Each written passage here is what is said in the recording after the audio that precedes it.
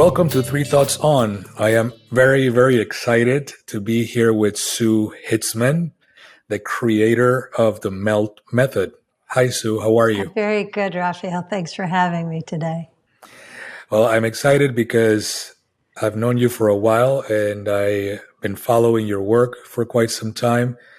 And this particular topic is of importance to me because I feel not only it's changed my life to understand it better, but I also feel like on the other side, most people have no idea what goes on with fascia and connective tissue. So let's start with the first question. What is the fascia and why should we care? It's a really great question. So the scientific committees that are actually creating the definition of fascia haven't fully solidified a true definition, but the way that they're defining it today is all of the soft collagenous tissue in the human body, including the cells that produce what's defined as the extracellular matrix. So to simplify that for your listeners, fascia is connective tissue. And on a macroscopic or body-wide level, we could think of things, we could cut it up in dissection and talk about cartilage and ligaments and tendons or membranes. And oftentimes we think about fascia as being a wrapper around other structures like muscles. We call it myofascia, or your organs, they call it visceral fascia. But fascia on a microscopic level is called the extracellular matrix. It's the stuff outside of all of your cells, blood vessels, and nerves that keep your body integrated and connected. So fascia on a global level could be considered an organ, a sensory organ, as well as a system of connectivity. So fascia does a lot for you. It is a three-dimensional fluid-based collagen matrix. So under your skin, this system is completely three-dimensional. There's no separation, skin to bone, head to toe. And on a microscopic level, it is the system that keeps your joints stable and gives them shock absorption. It gives your muscle synergy. It keeps cell-to-cell communication thriving, and it helps your nervous system function with efficiency. And what science is starting to reveal is daily living causes a breakdown in the fluid perfusion of fascia, and that causes symptoms that lots of us feel all the time, like the sense of joint stiffness or ache in spaces like our neck or low back, or when we wake up in the morning, we feel as stiff as a dried out sponge left out overnight on your kitchen sink. If anybody's felt that, that's your fascia talking to you and saying, hey, it needs to move, it needs to juice up and get hydrated again. So that's very interesting. I'll throw a couple things at you and get your reaction. As you know, my father is an MD out in Panama. And I remember I remember when I met you, a couple of days after I called him to tell him about my experience, when, you manipulated, my tissue and took away my pain. And he listened and intently. And he said, when I went to med school in the 60s, we were taught that connective tissue was just, or fascia in this case, was just dead tissue. Yeah. And it's interesting that now it looks dead because it's dead after you cut somebody open. It wasn't dead before you cut the person open, right? It was there doing its thing. But it's so interesting. I don't know that there's that many things in the human body that went from that one end of the spectrum where no one's paying attention to it and they're just cutting through it in whichever way they can, to the advances that we've done so far where people are becoming more and more aware of it. At least in the scientific community, you see practices like gyrotonics, gyrokinesis, which are very fascia oriented. You see people in gym that are fascia, connective tissue savvy or versed. And that's only been as of the last couple of decades. Yeah, so there's a couple of things to unpack there. So first, when I was in my master's, we got to the cadavers after the med students. So we saw a very piecemeal body. And really, all you would do with the fascia is chuck it in the bucket to get to the good stuff so that you could see the muscles and the nerves and blood vessels and where the bones were and origins and insertions. And it gives you a very piecemealed view. And that's what anatomy means, is to cut up. Anatome is to cut up. But the thing about fascia is you need to bring this whole thing back together. And it's really because of atomic force microscopy. There was a man named Dr. J.C. Gumberto who was doing flexor tendon reversals, and he was using atomic force microscopy to look at this intimate system and trying to hold tendons in place and the glidability of the tissue around it. He was like, you can't hold it still. It's constantly adapting and moving. And so he began to stroll under the skin to really understand fascia. And the beauty about collagen is that it is an adaptable system, and the cells of our fascia are like little housekeepers tinkering with the tension compression management that fascia provides to maintain stability. So you're right. I mean, we've known about fascia for centuries. In fact, Vesalius in the 1500s, they were talking about it. Or if you look at the Vedanta and yogic practices, there is mention of this tissue. Or in ancient Chinese practice, they talk about Jin and Jin Yi, the life force and the life essence, or your chi system. I would be so bold to say that your fascia is the chi system. And what we're feeling is this vitality of the matrix. So in fitness, right, you said all of a sudden it's kind of popular. People talk about myofascia, and everybody's a myofascial expert now. I feel partly responsible for that because when the Melt Method book came out, it was the first of its kind talking about connective tissue, talking about fascia as being a malleable, adaptable system. And all of a sudden, everybody was a fascial expert. It's become very popular. People use the term, it's thrown around. But what you want to remember is that fascias, it layers the superficial fascia, deep fascia, myofascia, visceral fascia, right? It's all the same molecular components when you're looking under a microscope. But if I can cut it with a blade, now I can talk about definable parts. But microscopically, in the late 90s and early 2000s, as we started to use atomic force microscopy, that's where we started to really look at fibroblasts, the cells that produce the collagen in the body. And what now in 2019, Dr. Carla Stecco discovered another cell in the body called the fasciocyte, which is what creates hyaluronin, which helps the layers glide amongst one another. So think about that. 2019, we're still discovering new cells in the human body. So we have to know that even medical doctors, with the brilliance that they have, they are not fascial experts. They are experts in what they do, and we have to honor that and what they do. But this new research is changing the way that surgical procedures are done. And I think the only community that really has been very focused on fascia is the cosmetic industry, because we can inject collagen into the body and stimulate our own collagen synthesis. But what's good news for everybody to know is that you can stimulate collagen synthesis with things like the Melt Method and breath work and movement. So we don't need to just inject our body to transform our health. Oh, that's fantastic. So I was told at one point that as I was starting to dig into the fascia and into its role, is that we're taught in school that either the bones or the muscles is what gives us our shape. And then I heard no, actually that's not the case. It's the fascia that actually puts everything together and what actually gives us the form.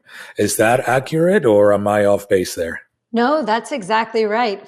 Fascia is the biological fabric to which we are created upon. So, you started out as a single cell organism, right? And then you multiply, your cells multiply. And what allows that multiplication is your DNA. And DNA is working with fascia. Fascia is kind of the roadmap that gets laid down to create the compartments that other molecules will begin to grow in. So this is sort of complexity theory, right? How we can become a complex being out of very simplistic origins. And fascia really is the biological fabric that we grow within, and is the system that allows us to sense and feel the world around us. It actually, our fascia has more sensory organs and sensory nerves in it than our muscles do. So when you feel like after you work out, perhaps you're feeling muscle ache, they call that delayed onset muscle soreness, DOMS. I would call it DOFS, delayed onset fascial soreness. So as your fascia breaks down and has to rebuild to stabilize and help your muscles to grow, that hurts, right? But when you get injured, healing actually does ache a little bit. So we have to realize that if we're in pain, perhaps it's the body trying to renew our bodies, but it's struggling to get there. And that's why learning how to harness the quality of fascia and stimulate the fascial matrix can in fact help improve your healing process and kind of speed up the process of healing, especially when you have a chronic issue. So it's far more than just tissue, right? It's more of a system. It's a three-dimensional system that is basically layers on top of layers on top of layers, wrapped around muscle, wrapped around ligaments, wrapped around bones, wrapped around all the organs. And infused within them. I'm telling you, if you removed all of the organs in your body, you removed all the muscles and everything, you would not only see the compartments, inside the compartment is three-dimensional grid of collagen. So it's not just around a muscle bundle, it's around the spindles, it's around every muscle cell is fascia. So it is everywhere. It's in your eyes, it's in your ears, it's your mouth, it's teeth, everything. Those are all connective tissues. Even the dura in your spine is connective tissue. Your bones could be considered a connective tissue, even though we may or may not call it fascia. Some people are in a camp who call bones fascia.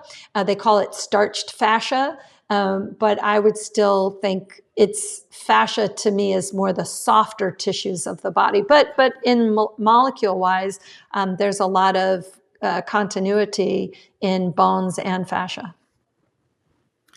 So it seems like it has multiple jobs, right? So it doesn't only give us the shape. It doesn't only provide a communication system, through this nerve endings. What else does it do? Oh my gosh, it does so much for you. It keeps your organs tucked back in your belly. It actually helps with your metabolism. It helps with cell transportation and absorption.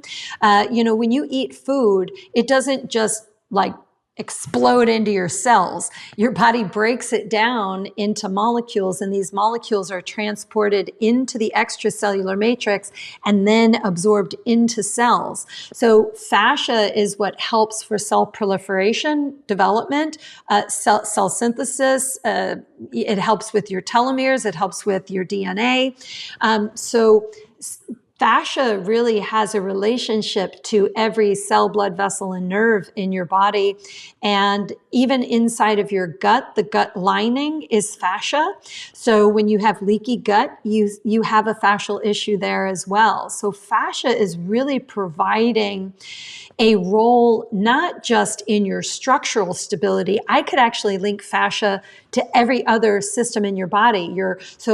Psychological, neurological, chemical, emotional, physical stability. Fascia is the stability system of your body. So it's helping you remain stable on every level: neurological, psychological, emotional, chemical, structural, physical. Fascia plays a role in all of it. Someone once told me that if I wanted to kind of picture fascia in my head, that I should picture it as a three-dimensional Spider-Man suit, yeah. Right? And if you could picture that, then as you pull on it on your shoulder, the whole thing pulls everywhere else, right? And that was a very interesting realization, because it made it clear in my mind that sometimes when we experience pain, that maybe the source of the pain is not where the pain is being manifested. Exactly. Right? Because maybe something happens somewhere else out of my shoulder, but now my lower back hurts. Is that as a result of how fascia is wrapped around and through everything that we that's inside of us? Yeah, I like that idea of a three-dimensional spider's web. So if you think of a spider's web, you can almost sense like those geometric shapes that a spider's web has. And if a fly lands on that web, a spider knows exactly where it is because of the tissue tension change that happens throughout the body-wide spider's web. And that's very similar. So for example, let's say when you were a kid, you broke your right ankle. Right. And then they cast you and you're limping around for many months. And that's altering your nervous system and how you move.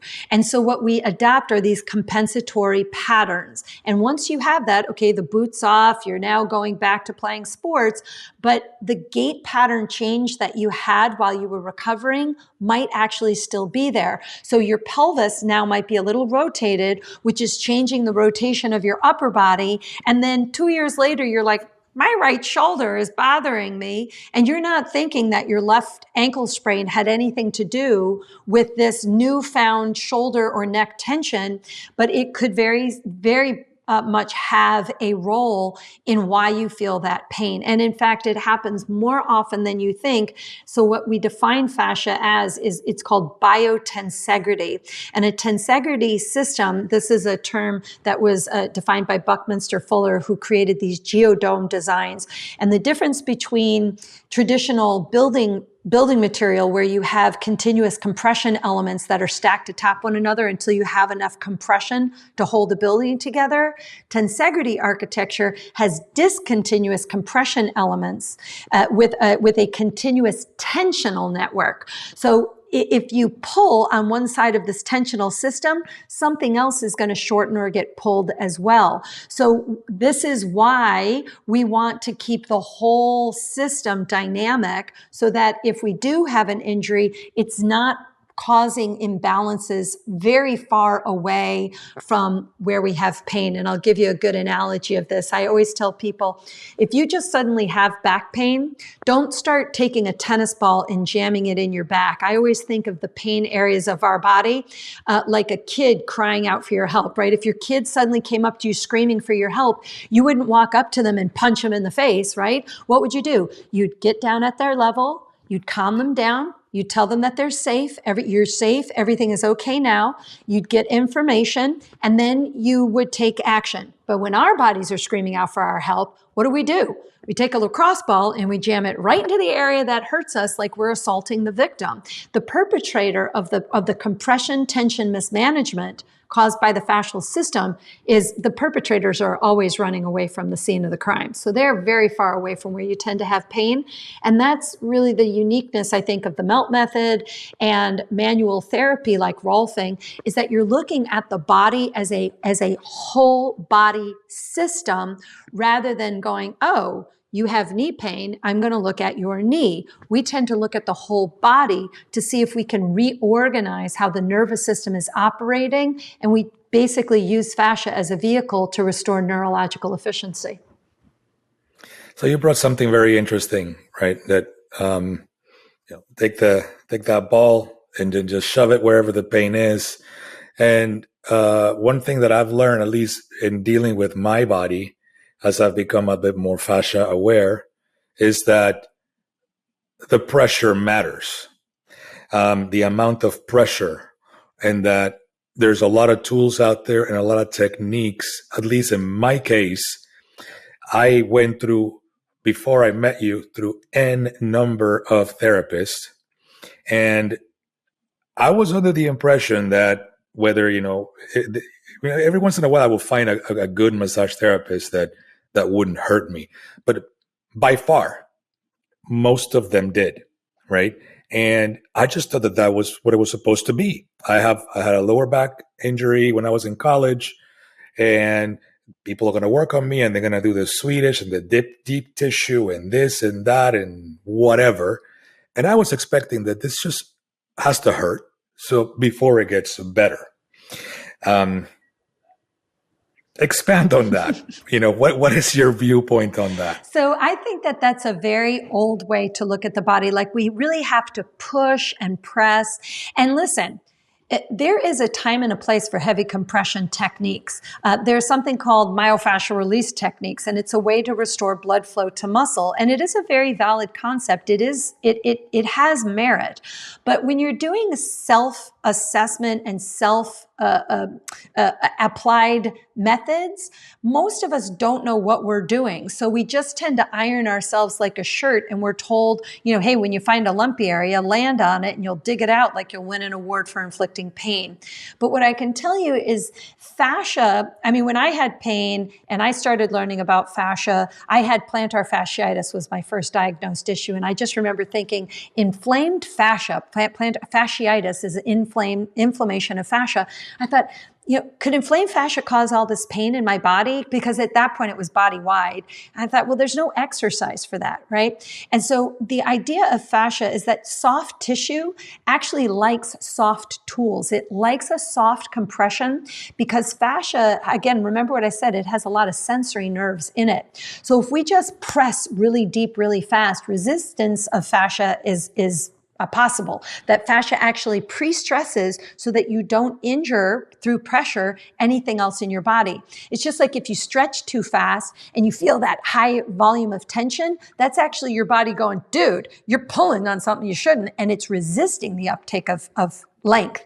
So if you really want to rehydrate fascia, instead of thinking of releasing it, because I don't really think fascia releases, that's not what it does, but we can move fluid into the system, improve the glidability between the membranous aspects of fascia, where fascia tends to be a little thick or stiffer, so that we get better glidability. This improves neurological efficiency. That's going to help with sensory motor control. That's going to help with muscle contractions, and therefore you will move without pain. Just remember this. Pain is oftentimes your body's way to get your attention, right? The problem is, I always kind of associate pain like a fire alarm going off and your toaster's on fire. Most people walk over to the fire alarm and take the batteries out. That's you taking an anti-inflammatory or a pain pill, but your toaster is still on fire. The way MELT works and the way that I've understood fascia is to see if you can get the entire system more supple and hydrated so that your nervous system feels safe, so that the stress responses come down. This is the onset of healing, is to go into what they call a parasympathetic state. When you're in pain, your stress response is high. That's a sympathetic tone. We want to calm the nervous system down and then begin to adopt adaptations in the fluid matrix so that the muscles can go, okay, I've got a safe environment. Now I can move. My joints are safe. Nothing's going to compress. And now I can rebuild my strength again. And that's really the principle of the methodology, is to ease pressure in rather than going after the body, sort of give way to transformation instead. So let's talk about a little bit more about that. It's about how to care for it. So you have people from all walks of life. You have people who've maybe never had a major injury. You have people like me. I have a titanium plate in my ankle, 5 screws. I've broken both ankles, both arms, lower back, multiple surgeries, right? Which I learned, if you don't have a fascia-informed doctor, it matters how they actually cut through the tissue. And of course, some of these surgeries were in the 70s, some of them were in the 80s, some were in the 90s, some of them were, more recent, right? So you have all this spectrum of people who have fascia in completely different states of health, if you will. How do I even begin to care for it? Well, first, it's becoming aware that you need to treat your fascia, just understanding the role fascia plays and learning about what we call pre-pain signals in MELT. Like, the problem most people run under is that they either wait for aging to cause pain problems, or we wait for a pain problem to realize that our body needs our help. So what MELT does is we call it the 4 R's protocol. And the first R of MELT is reconnect. Actually becoming aware of what accumulative stress in your connective tissue system feels like before you have pain is an asset, right? So if I know that my body is misaligning, if I know that there's unnecessary tension and compression in my body, I then can rebalance my nervous system, quiet the stress reflex using the roller or the soft therapy tools, and then rehydrate the connective tissue through gentle compression and tension techniques, and then decompress the spaces of my neck, my low back, my hands and feet so that I get better performance, better sensory motor control, because my nervous system is trying to figure out where my joints are in relationship to gravity to keep me moving efficiently. And what we call stuck stress and melt, which is the accumulative tension, tends to live in our joints where fascia is extra durable and supportive. And so for most of us, we get pre-pain signals, which is like, I'll give you one, is like when you sit for long periods of time and then you get up and you feel like you aged 50 years because your joints don't work very well when you first get up.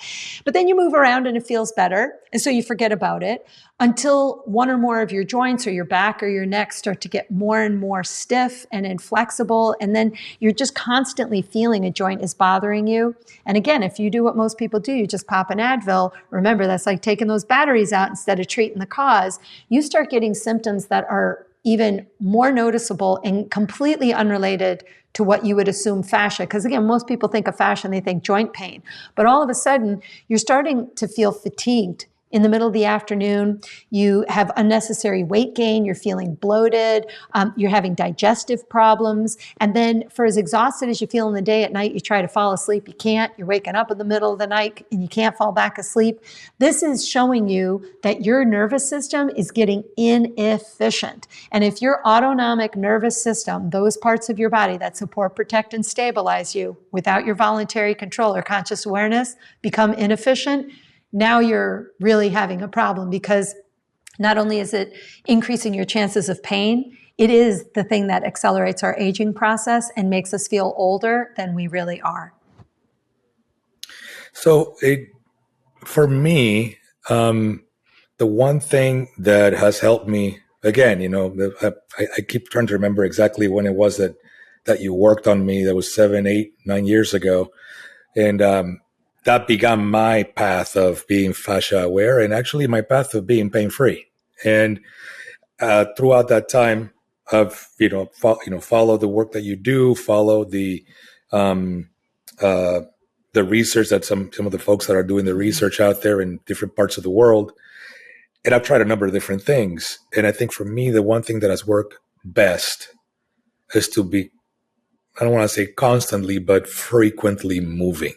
Yes. I'm moving all the time. I mean, right now I'm sitting down because I'm here, but this is a stand-up table. So I literally just sat down for this interview, but most of the time I just put this up and I'm standing and I'm in conference calls and I'm stretching and it's like Novak Djokovic, right?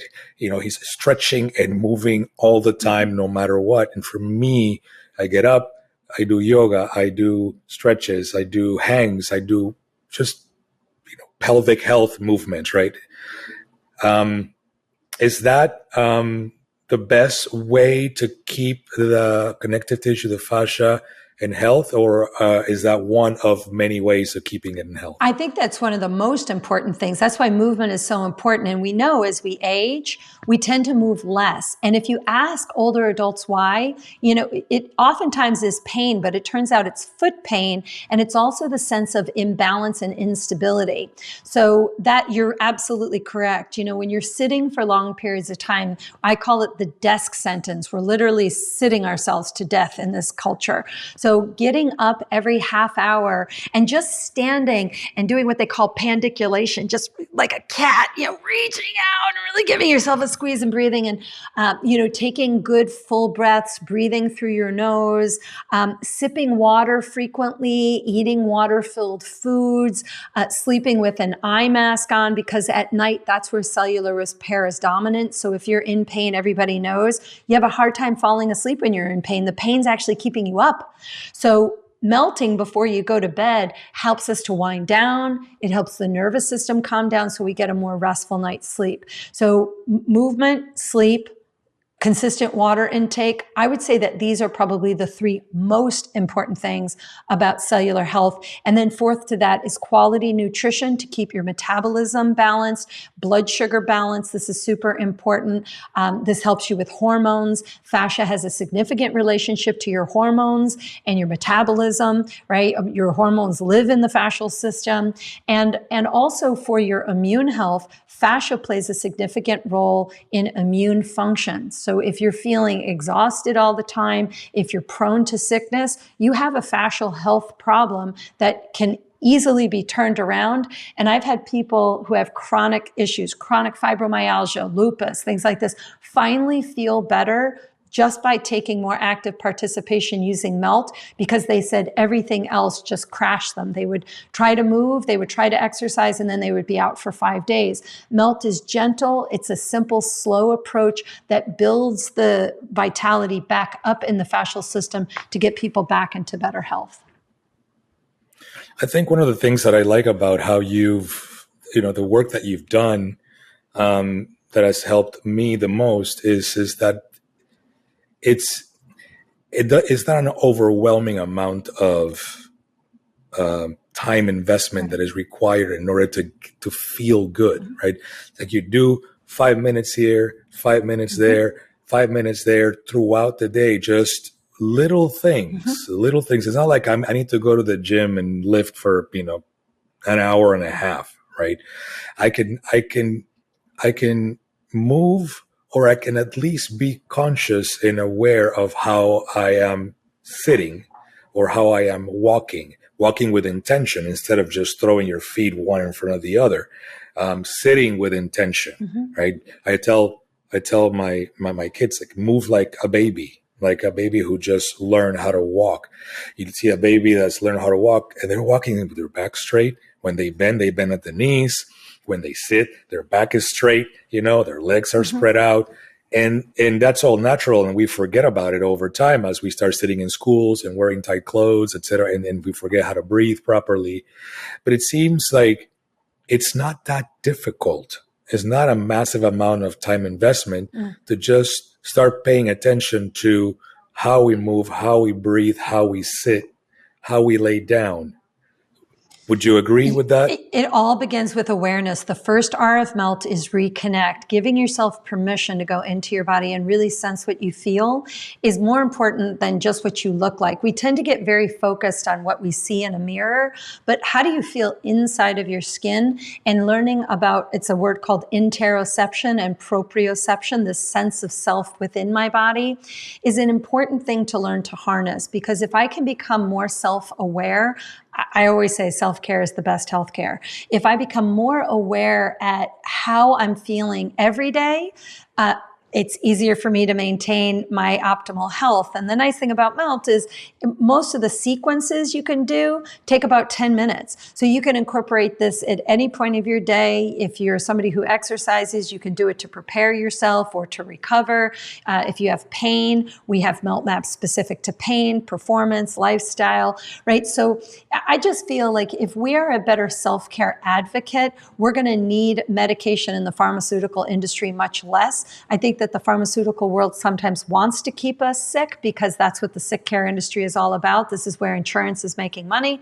So we need to empower ourselves to realize that we actually have a lot of control over our future, and it starts right here, right now. Don't worry about what happened in the past. Know that it happened, become aware, but be present, and don't live it in the past and don't live too far in the future. The more present you are with your body right now, the more you can transform the next few moments of your life. And that's what's important.